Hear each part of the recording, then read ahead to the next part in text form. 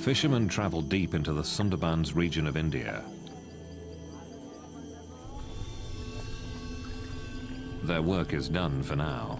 They'll wait till morning to fish again. It seems quiet and calm. But these fishermen are in incredible danger.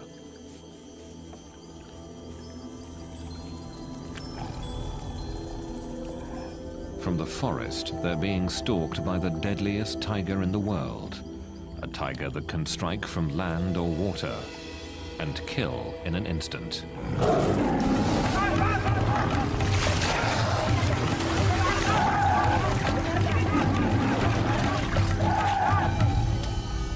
Another victim taken in the night.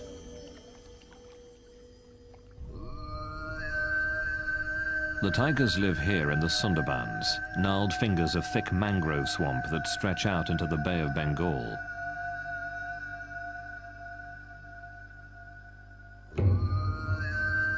In this dense, tangled forest, every year, people are killed and eaten by tigers. These tiny islands at the mouth of the Ganges River are separated by twisting ribbons of water.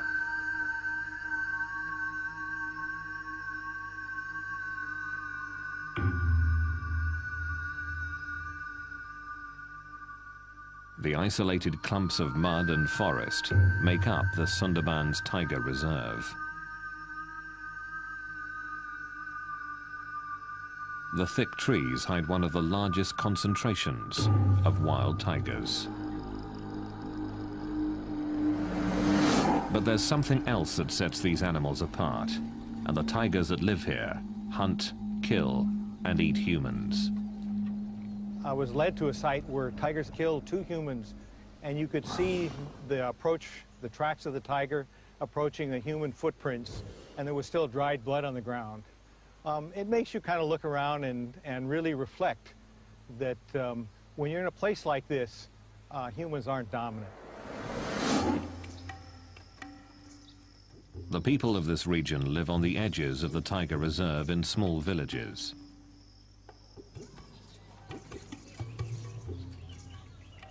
The menace that lurks in the forest surrounds them.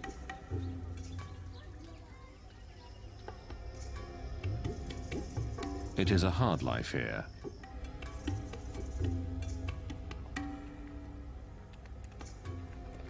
Most make their living by fishing or collecting honey.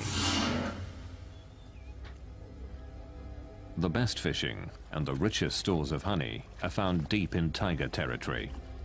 Normally, this area is closed to visitors, but authorities do give villagers permission to enter to make a living.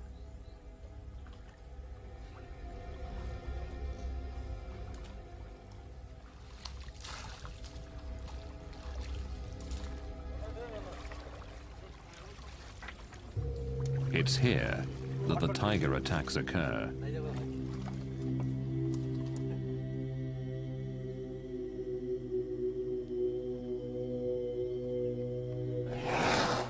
No one knows how many people have been killed by tigers.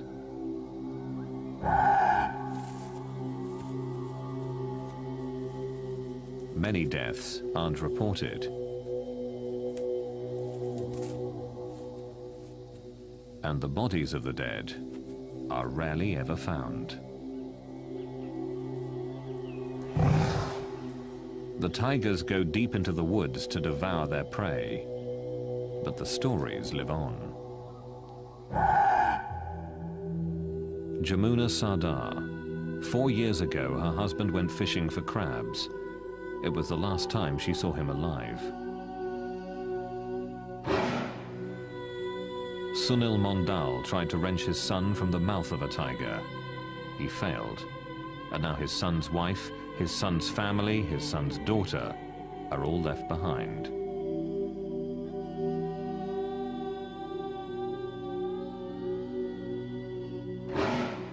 Surat Sadar. His father was killed while fishing, pulled from his boat by a tiger. The threat of violent death hasn't stopped daily life from continuing throughout the Sundarbans.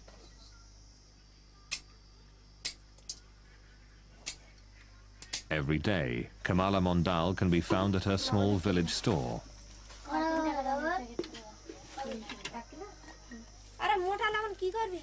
Mondal's husband was killed by a tiger while he was fishing for crabs. Without him, this store is her only way of making a living.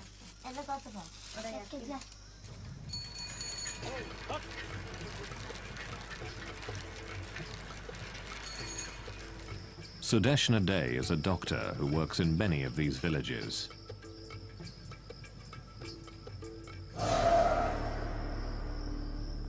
Here, every family has somebody or the other who has been lost in the hands of the tiger. And mostly what the tiger does is he attacks from the right side and from behind. So we mostly have neck injuries, hand injuries, and right-sided scalp injuries.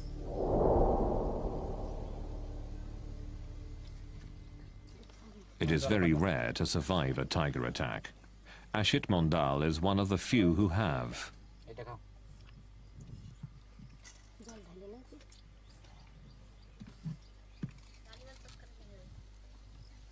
Just a few months ago, Mondal was deep in the Sundarbans, fishing for crabs, when suddenly he came face to face with a tiger.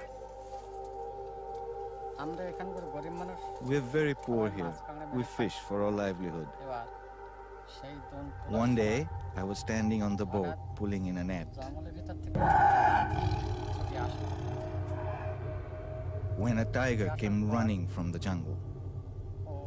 He saw that I was on the boat and came charging towards me. He jumped into the water, then swiped at me with his paw. The force of it pulled me off the boat. The tiger pulled me down into the water and tried to bite the back of my neck. But it was hard for him to find the right grip. He clawed at the top of my head, scraping off the soft skin and tissue. I hit the tiger as hard as I could, and he ran off. In a few savage moments, Mondal's life would be changed forever.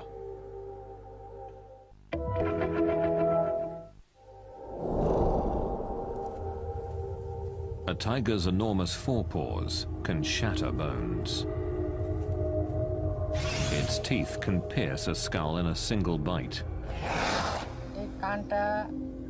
My ear was almost torn off.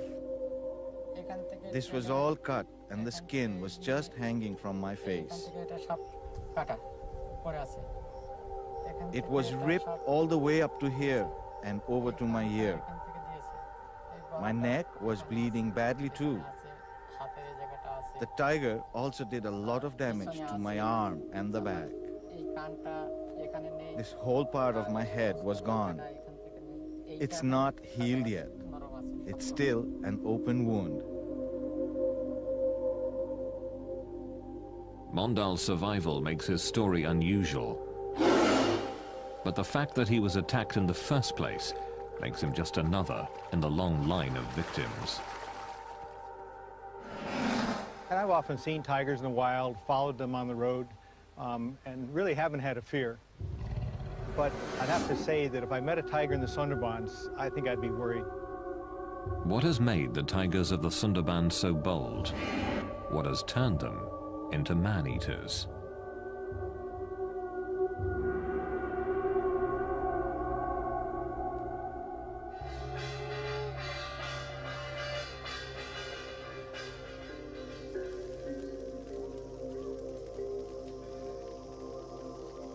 Tigers are a deeply entrenched part of the culture in the Sundarbans, a fearsome thread woven into the tapestry of everyday life.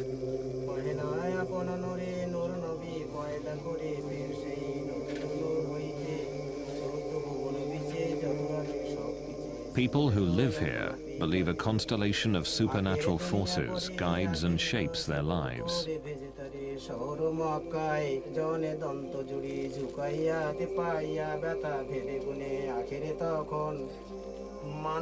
Before entering the forest where the tigers live, the priests and elders of the Sundarbans pray with the villagers, asking for protection.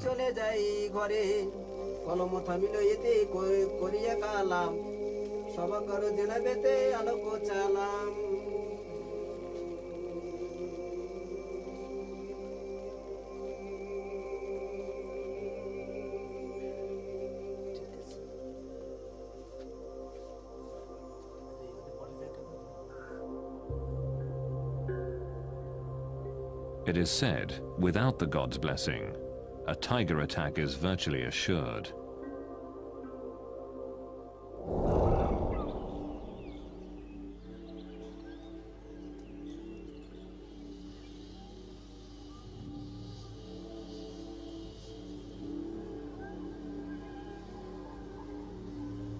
Bandhavgarh National Park is one of those places where wild tigers roam.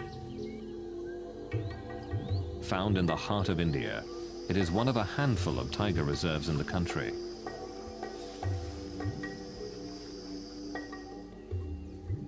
It has a rich history. In Indian legend, this fort, which dominates the park, was a gift from the great Lord Rama himself.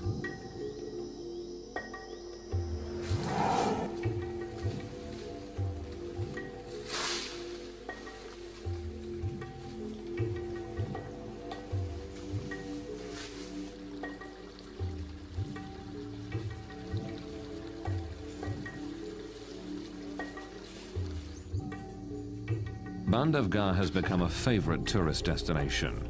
It's one of the best places in the world to see tigers in the wild.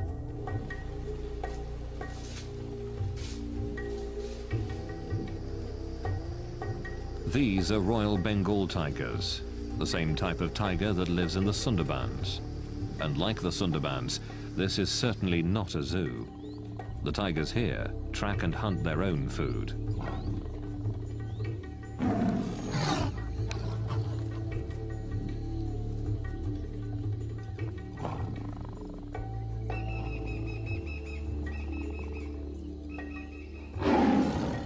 But even with all the people nearby, there's no serious concern of tiger attack.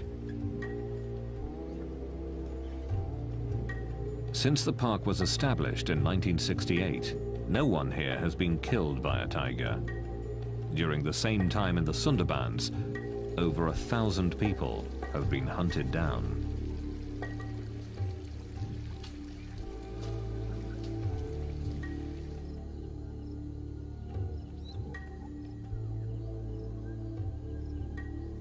The classical image of the man-eating tiger is that man-eaters were an exception, and they were old, and they were injured, sick, and they couldn't kill game or livestock. So they had to kill people. People are easier prey than our game and than our livestock very often. It seems to me there are two types of man-eaters. There are man-eaters that get injured and are desperate for prey. But deep in the Sundarbans, they're killing even when they're very healthy.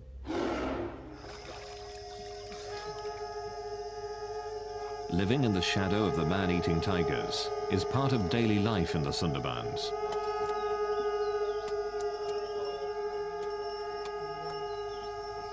Each spring here, honey collectors prepare to take their chances to earn a living.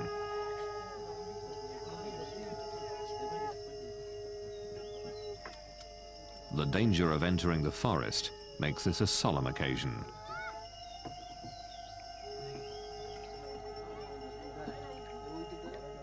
Their families and other villagers gather to offer sacrifices to ensure their safe return.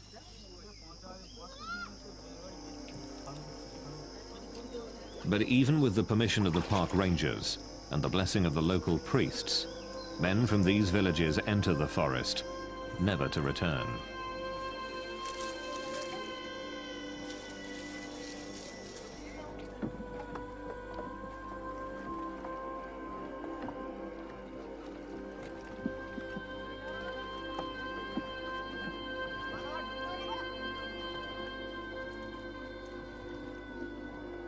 As they travel out into the forest, they put themselves at the mercy of one of the most ferocious hunters in the world.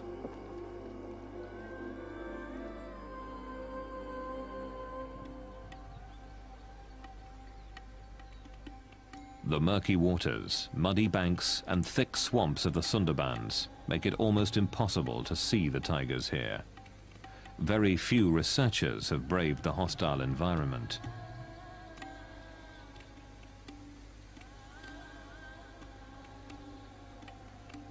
Very little is really known about the Sundarbans tigers. The Sundarbans at first seemed to me a pretty exotic place. Nowhere else in the world do tigers live in a mangrove habitat. And it's hard to walk. The nematophores make it, I think, difficult even for tigers to go through some habitat. There's deep mud. But there's one thing that tigers need. There's abundant prey, and that's why there are a lot of tigers there.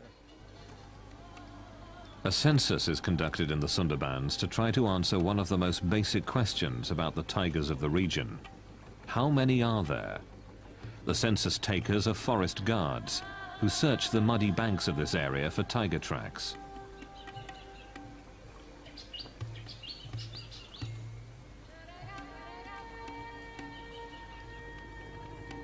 The nature of this region forces the tigers to swim from island to island, looking for prey. While all tigers are comfortable in the water, the tigers in the Sundarbans have become especially adept here.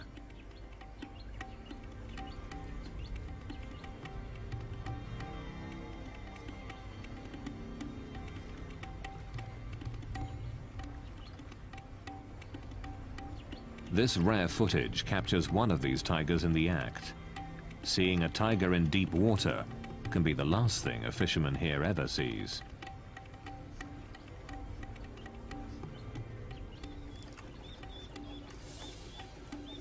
The tiger is tracked to where it left the river, but seconds after leaving the water, it has dissolved into the forest.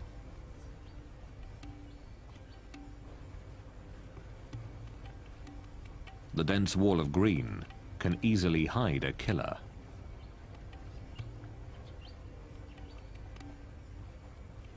It is extremely dangerous to get off the boat. A census taker offers a small prayer for safety. Field Director Pradeep VS says they take other precautions as well. Apart from the firearms, the 2 or 3 devices which has been devised for Sundarban conditions, one is the Tiger Guard. This is protective steel body structure, and this also use the bulletproof sheet, which has spikes on the back, because any tiger which attacks a prey or human being, it attacks mainly from back and on the neck. So this takes care of this particular problem. Beside this, we also use the face mask, because most of the time it has been seen that the tiger attacks when you are most unaware of its presence. So a number of times you can try to attempt the tiger food, that you are watching the tiger from the back. Sometimes, the census takers don't have to travel far to find fresh tiger prints. These marks have been discovered just a few meters from a ranger station, which is protected by a high fence. A tiger has been here within the hour.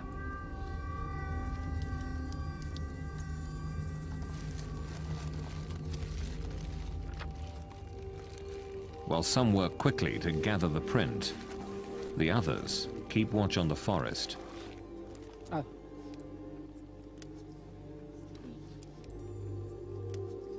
In the year 1995, one of our staff, Prabhas, was actually killed by tiger, and this was a very serious accident, and the whole census operation was stopped because of this. Each tiger's paw print is unique, as individual as human fingerprints. By comparing this imprint to other casts, they can learn if this is a new animal or not. In this way, a rough census of the tiger population is gathered. This paw print, and others like it, are giving insights into this unique animal. Well, the biggest thing we've noticed so far is that the tracks of tigers are really small. So we think male tigers could be even 150 pounds smaller than the big tigers elsewhere. The prey itself may be a part of the reason for the smaller tigers here.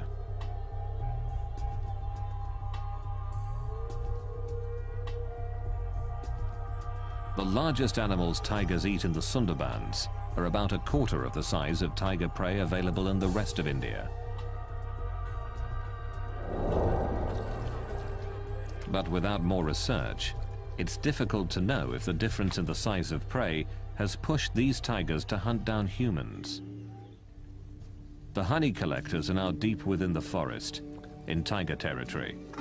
With the blessing of the tiger god, the collectors search for beehives.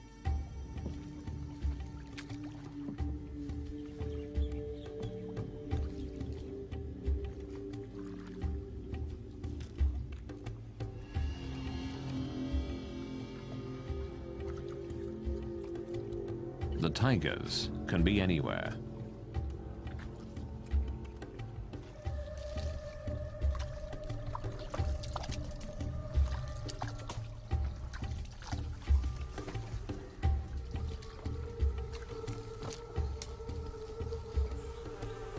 But the reward is worth the risk.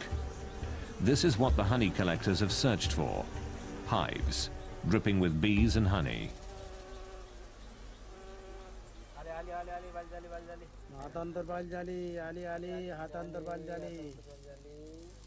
The honey collectors light their bundles of grass to smoke out the bees.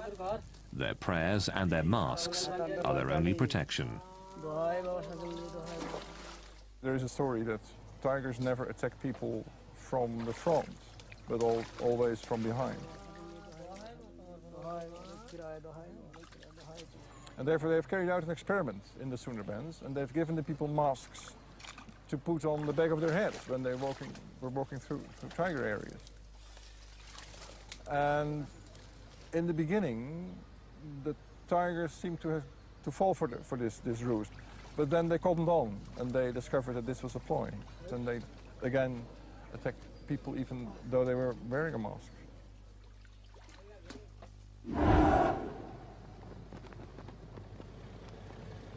There is one part of the Sundarbans that has been closed off to people.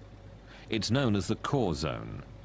Around this is a ring of land where people with permits are allowed to fish or collect honey. But the core zone is strictly off limits to everyone but government personnel. Field Director Pradeep Vyas and his wardens patrol the area to keep people out. Tiger attacks are certainly more in core zone because tigers are not used to the presence of human beings. They come in contact with people very less as compared to the tigers in the fringe zone. Recently, a group of locals snuck into the core zone. They had no permits, no permission. A single tiger attacked and killed 3 men.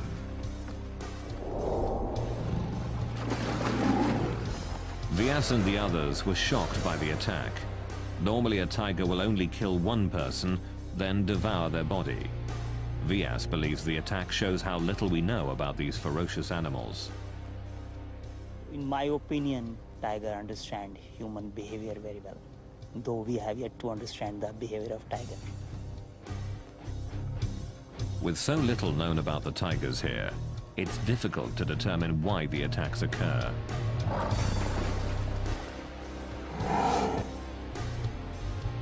Perhaps the very nature of this place can explain why the tigers in the Sundarbans are the last in the world to hunt humans.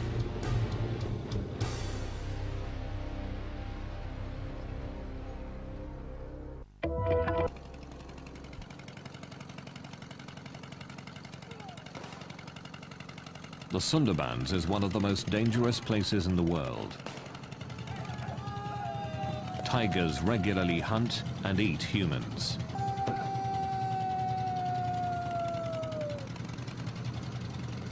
In this remote part of East India, park rangers take unusual measures, hoping to keep tigers away from the villages, hoping to keep predator and human prey apart.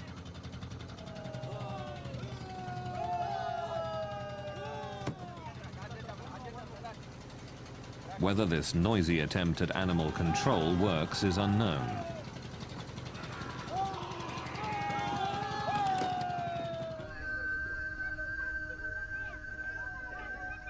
This extreme effort to keep tigers away from the villages of the Sundarbans is not duplicated in other tiger reserves in India. Here at Bandhavgarh National Park, villagers ring the tiger reserve, just as they do in the Sundarbans. But no one can remember the last time someone was killed by a tiger.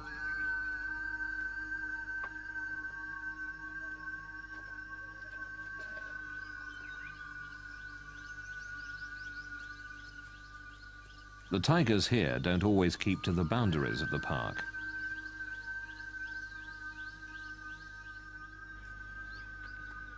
They regularly enter this village in search of prey, but strangely, have never attacked people.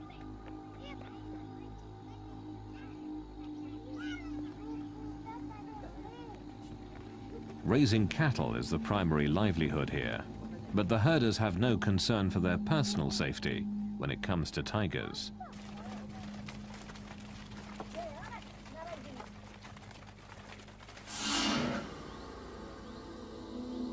This tiger, B2, is the best-known cattle killer in Bandhavgarh. He leaves the park frequently in search of easy prey, but even though he often travels near the villages and comes very close to people, he has never attacked anyone.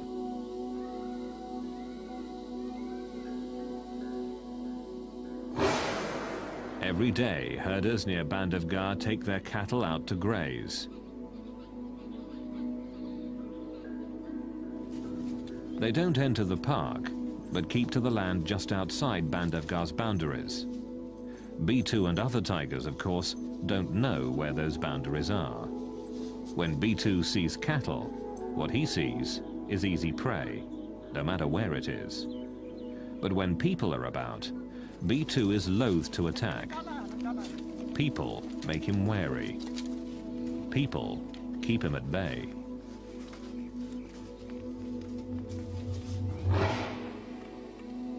B2's most legendary hunt took him far outside the park. There he killed a large cow and dragged it back towards his territory. In a display of amazing strength, he threw the animal over a fence before feeding on it for 2 days. But B2 has never hunted people. His size, strength, and quickness is superior to any human.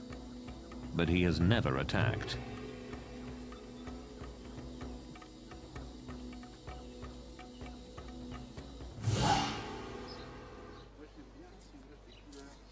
Claude Hadencourt went to India to see tigers firsthand. What he saw almost cost him his life. The tiger attacked the car while we were stopped. We were listening to the barks of the deer that announced the presence of the tiger. Everyone was listening carefully, and when we turned around, we saw the tiger on the road, about 200 meters from us. He got closer, and we could take a few pictures. We could see the tiger was beaten up, or in an accident, because he had a big wound on his lip and was missing some teeth. He was walking normally, but when he saw all the cars, he started to run faster and faster. And finally, when we least expected it, he jumped in our car.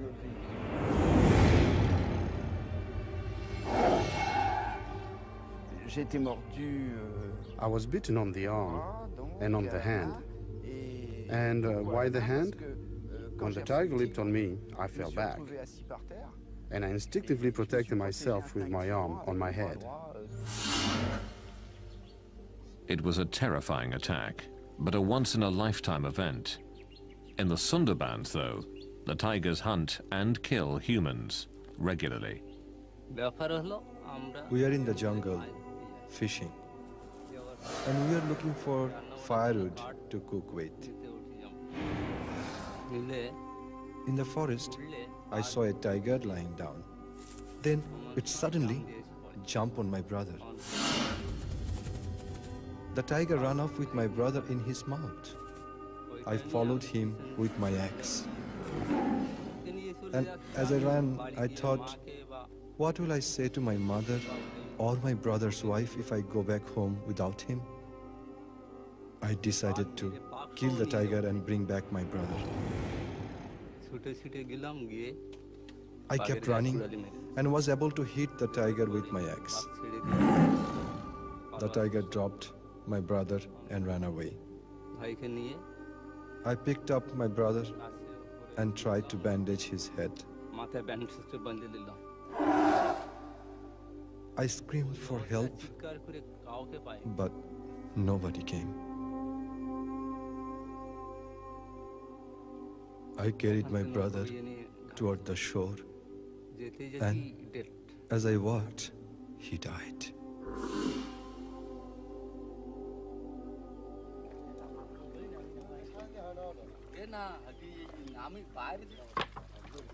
Why do these attacks continue?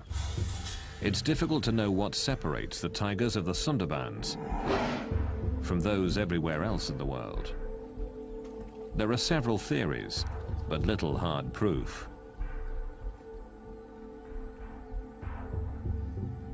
Some believe the water itself is to blame.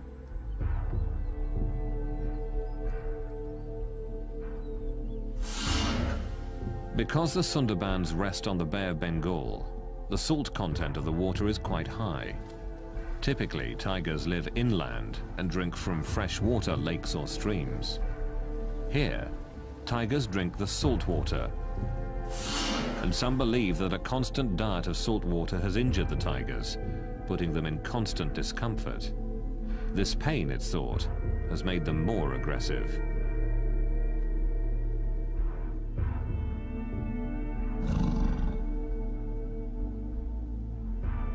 Freshwater ponds were dug to provide an alternative for the tigers, but the attacks persisted.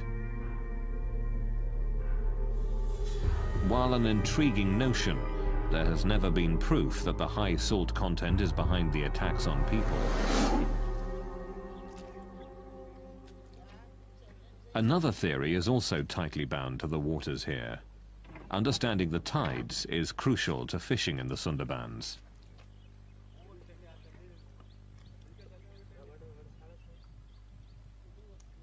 In several hours, these nets will be covered with water and perhaps fish. The regular movement of the tides shapes the behavior of the fishermen.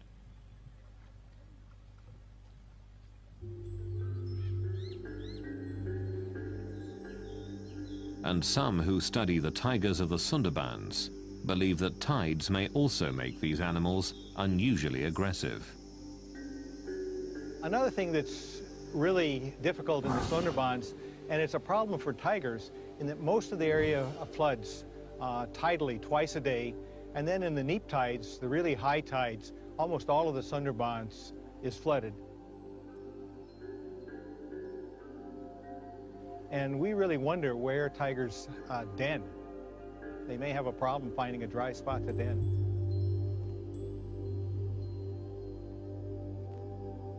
There is another theory that the tigers of the Sundarbans are more aggressive than others because conflicts that would be avoided through scent markings have to be played out.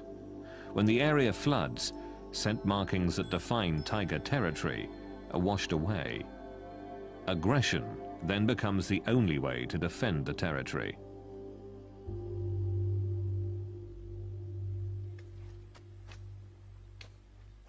When the water recedes, the mud is left behind. Some believe this mud makes it more difficult for the tigers to hunt, so they resort to easier prey, man. Another theory suggests that tigers don't knowingly hunt humans. Making a living in the Sundarbans is back-breaking work. Collecting firewood or rigging nets means constant stooping and bending. Some experts believe that in this vulnerable position, tigers can mistake a person for a small deer.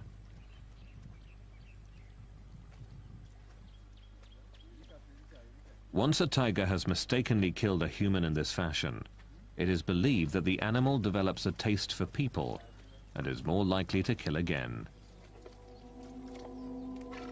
There is an even more gruesome theory. Some believe that the tigers have acquired a taste for human flesh because of the weather.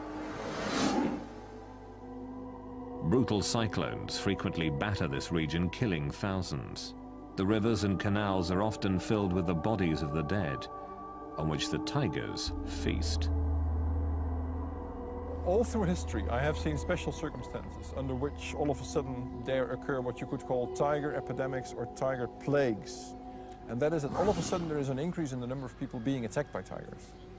And I would say in 9 out of 10 cases, that is because there has been a sudden increase in the number of dead bodies of people, dead people. Either because of an epidemic, cholera, smallpox, or because there has been a cyclone, a tornado, a flood. And that's because all of a sudden there is a surplus of human bodies. And tigers thrive. They have more food than they can than they can use.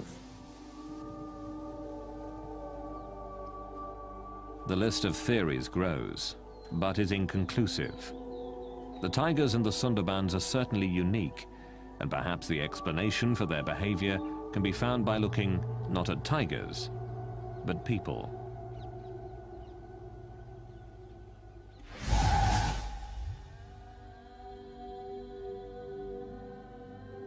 Through the late 1800s and early 1900s, tigers were hunted down ruthlessly throughout much of India.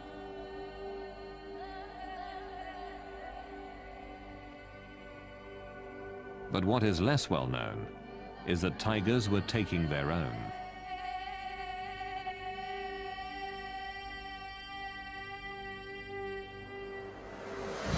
Nowadays, tiger attacks are rare.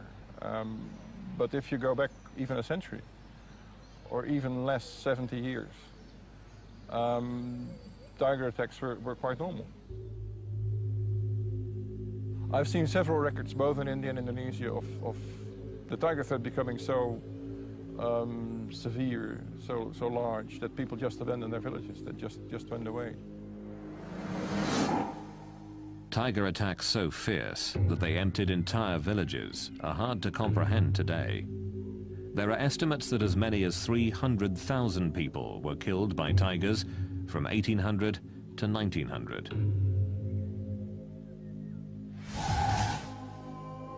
The answer was obvious. Fewer tigers would mean fewer tiger attacks. Open season was declared on tigers.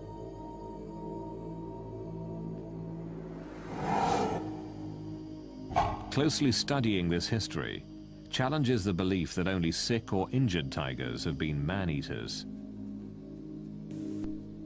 If you read about tiger attacks in the early 19th century, in the 18th or 17th century, they were so frequent that it is impossible to explain such a frequency by assuming that only sick and injured tigers attack people. So I argue that before, let's say, 1850, if they had a chance, they would kill a person. Perfectly healthy tigers.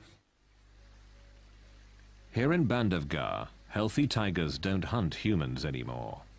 Bhumghat believes that tigers can learn from history.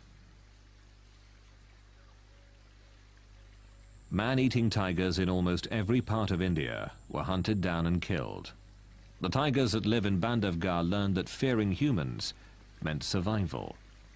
But the massive tiger slaughter that occurred in this part of India did not happen in the Sundarbans. I think tigers across India have faced hunting pressures for a long time, and so they're much more wary of humans than the tigers in the Sundarbans. I don't think the tigers in the Sundarbans are afraid of people. The people don't seem to be carrying firearms, and the tigers know that. The remote and hostile nature of the Sundarbans protected tigers from hunting in the past, and it continues to protect them today.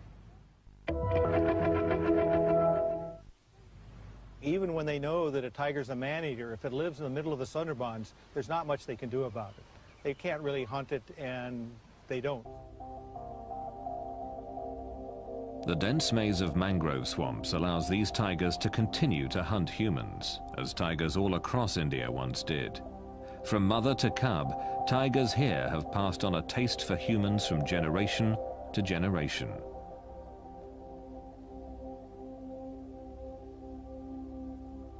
The biggest difference is that tigers may teach their young to be man-eaters, and so that's why there's so many man-eaters in the Sundarbans.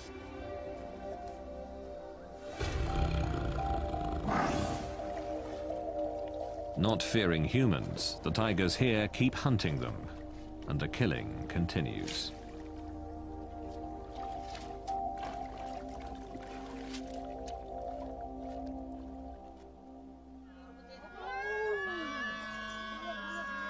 A young child is lost in the forest, at the mercy of the deadly tigers of the Sundarbans.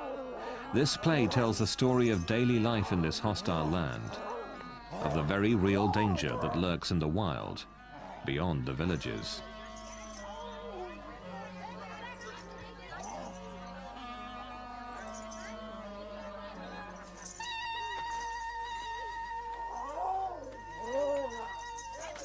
The people here believe that the tiger god, Daksin Ray, can kill if he is displeased. They believe he can read minds to gauge the amount of respect for him, that their survival depends on his happiness, or the intervention of another deity, Banbibi, the goddess of the forest.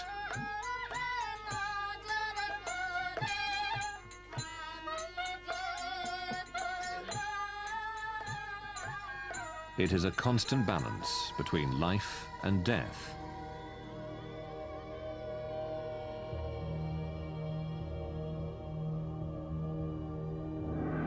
A balance the people here accept.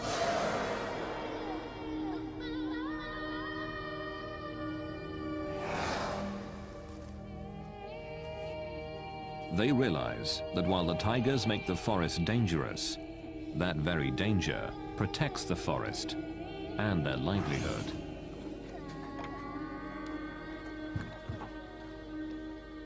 Most of the people in this zone are poor, and for their survival they have to go for fishing and other things. But they also admit that tigers' presence in this forest is essential for their own survival, because of these tigers, these mangrove forests are surviving.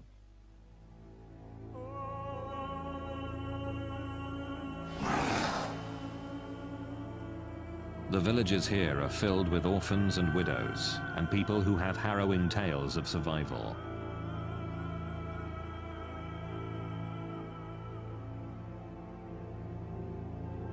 It is the reality of life in the Sundarbans.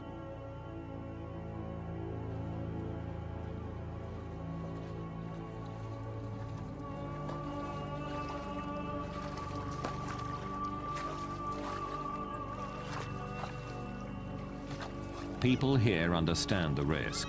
They understand that in the Sundarbans, humans are not the most dominant animal. That if a tiger decides to kill, it can and will.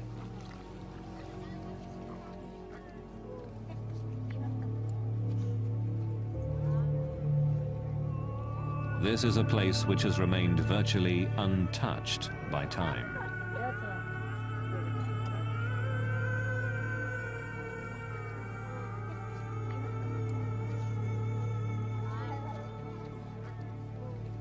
A place where tigers don't live in fear of people. Here, tigers still reign supreme.